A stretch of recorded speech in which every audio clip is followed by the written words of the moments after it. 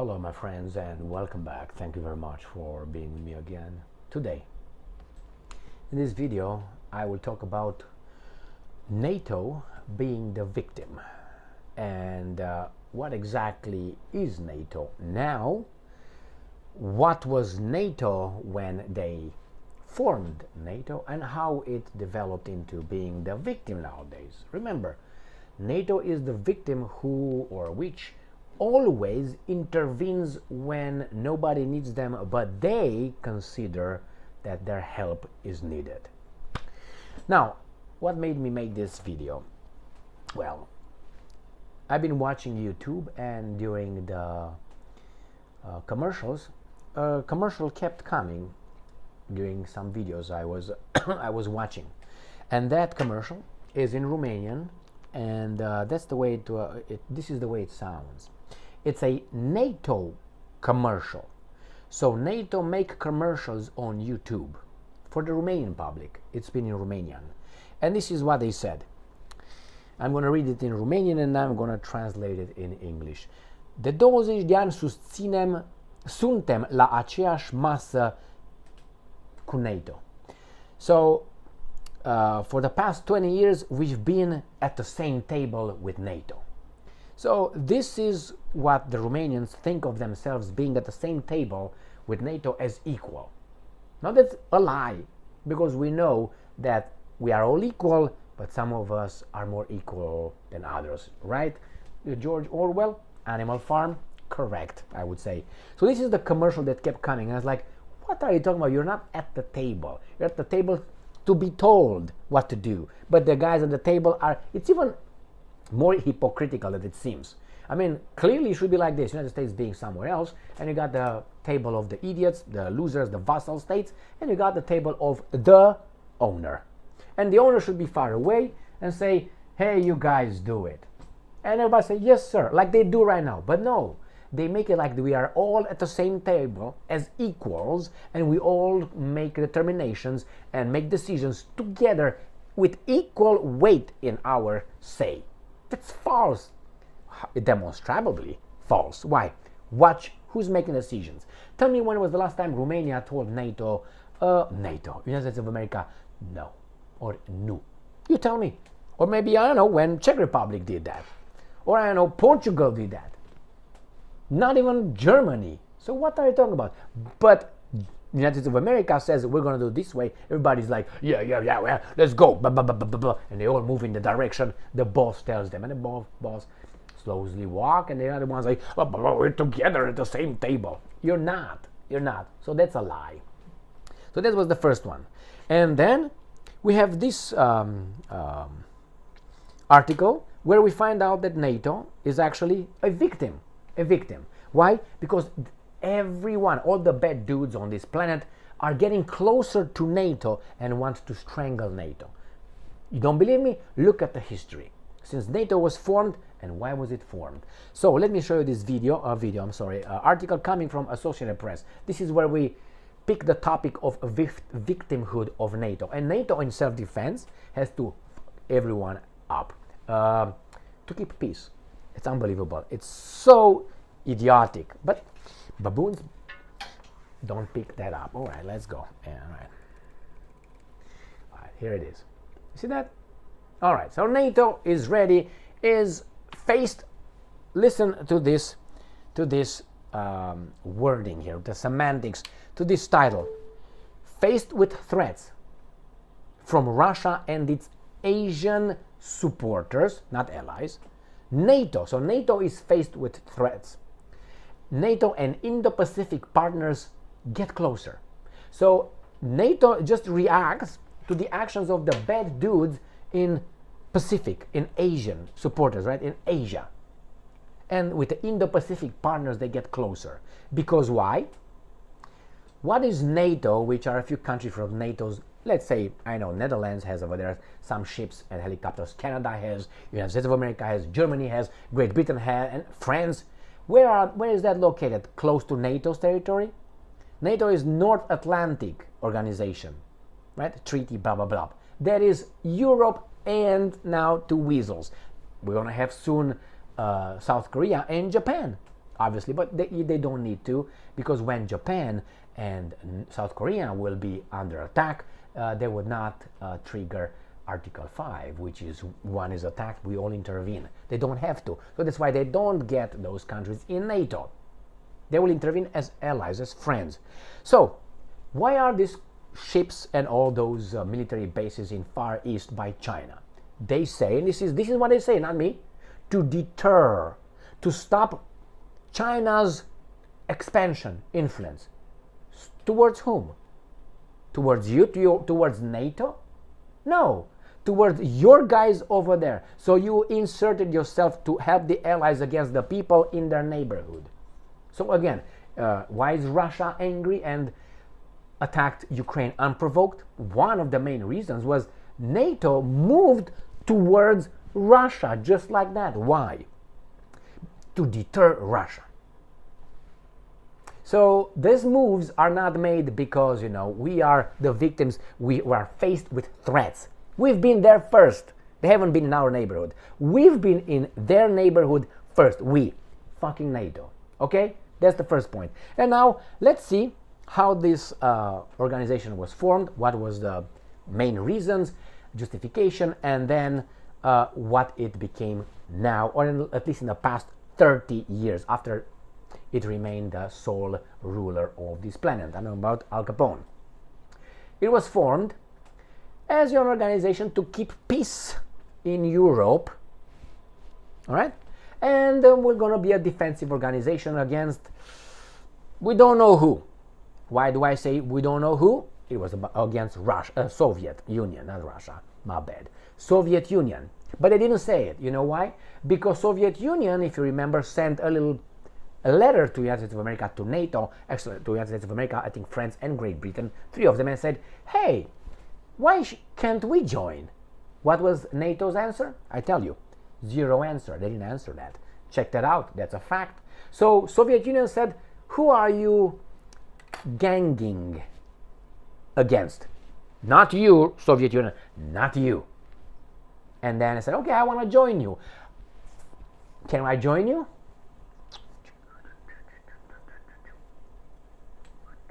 That's exactly what happened. So it was against Soviet Union, a club, to do something to Soviet Union. And then Soviet Union said, if you don't get me, that in your club, that means you're against me in this situation. You had all these countries in Europe, so I'm forming my shed. So they formed the shed Warsaw Pact, and that's how it was formed.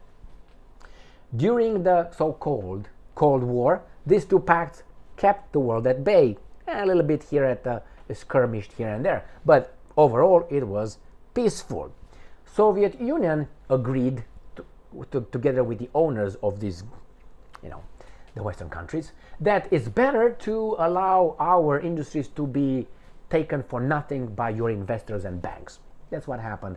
And they lost the Cold War. That's how the story goes. All right?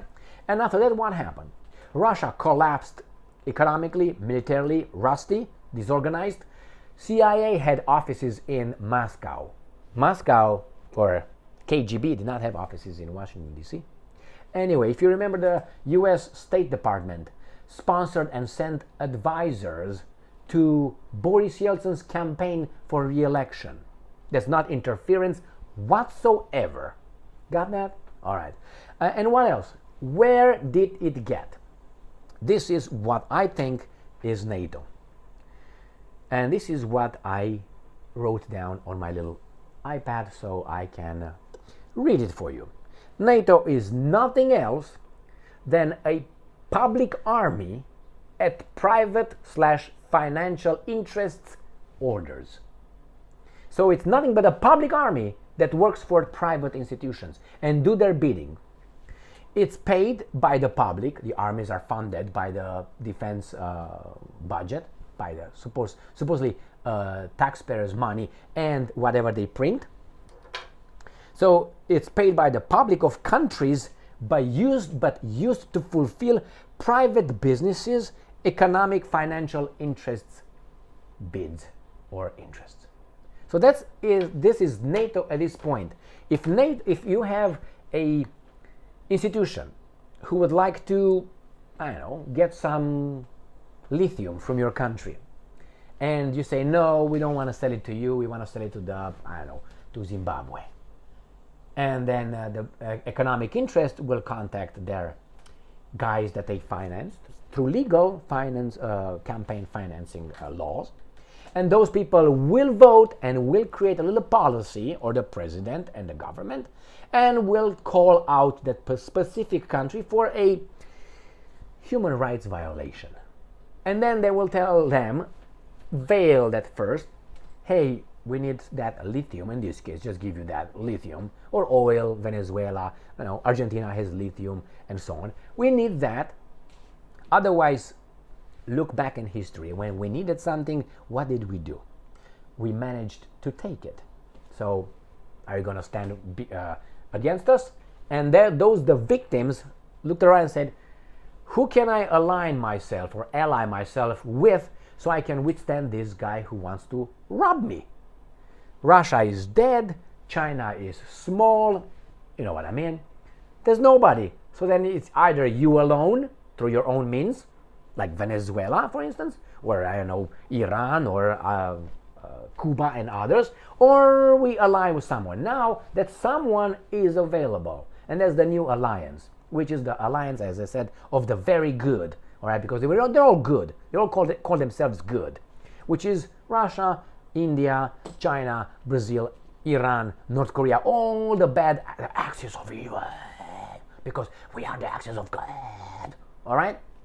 So this is what NATO is. And then when the country says no, then these guys will try to overthrow the government through some democratic movements and NGOs. They will organize some demonstrations, and from demonstrations, in the parallel with that, they're going to activate some little cells in the country, and they will try to pay generals, not general directors, generals in the army. Why? Because without the army, without weapons, you don't make a revolution. Why?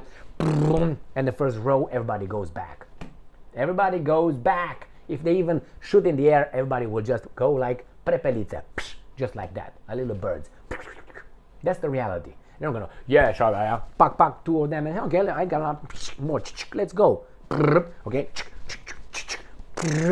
I got many of these things. So, and then you got the generals, and if the generals collapse, if the generals, the institution of the law enforcement and the defense collapses and is not a traitor like it was in, for instance, in 2016 in Turkey and Erdogan, it did not collapse. Part of it, but the main one did not. So what did they do? They fucked the traitors up. That's what they did. So it was unsuccessful. Why? Because the military did not break. The same thing they tried in Romania in 1989. The military did not break. Romania was supposed to break in more parts, given by some of our neighbors. Anyway, don't believe me? There's documentation of that. It's not me just jerking off here some stupid shit. Look at it.